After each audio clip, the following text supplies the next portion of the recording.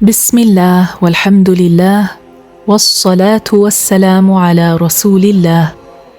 The great Shafi'i scholar Al-Imaam Aboo Haamid Al-Ghazaaliyy said, لا تصح العبادة إلا بعد معرفة المعبود. The worship is not valid except after knowing the one worshipped, that is, Allah.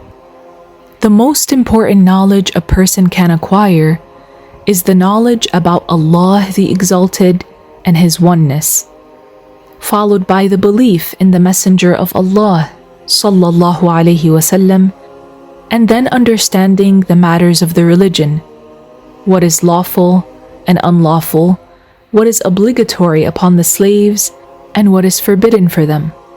This is the most essential and mandatory of all sciences, and the most important of all knowledges is the knowledge about Allah, for one's worship is deemed invalid without knowing Him.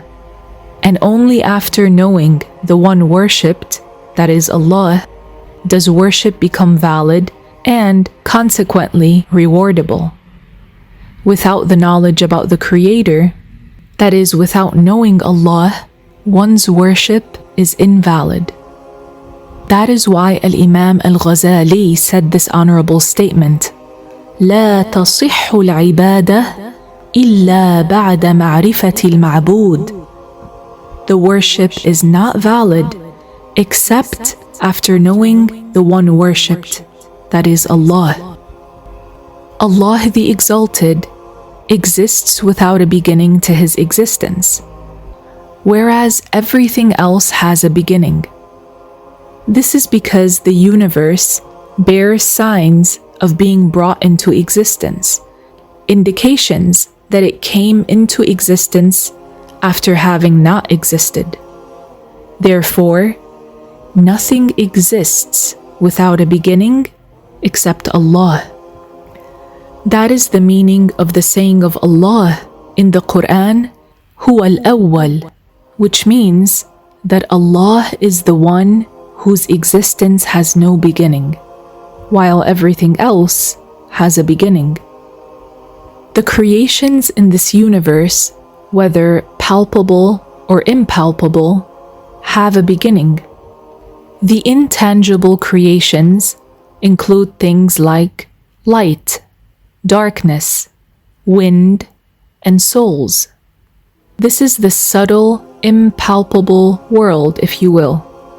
As for the tangible creations, they include things like humans, trees, stones, the body of the earth, the body of the heavens, and the body of the Arush.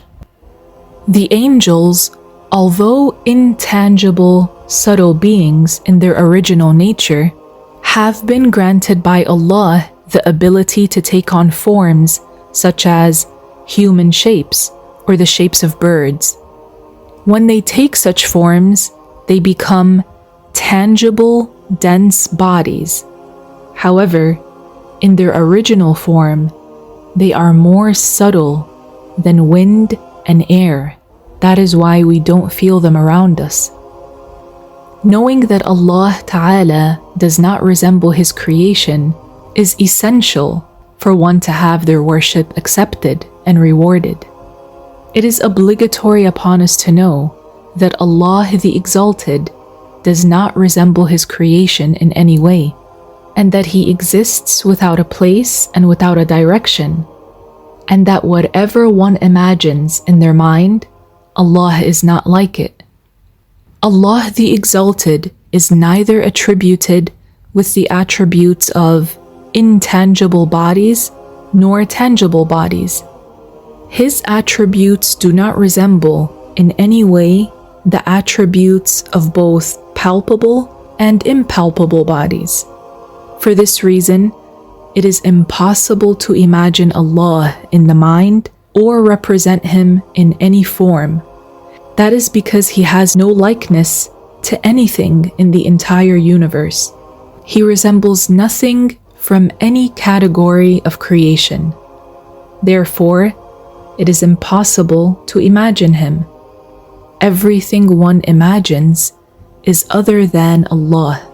And that is why Allah the Exalted said in the Quran, لَيْسَ كَمِثْلِهِ شَيْءٍ. There is nothing like him in any way.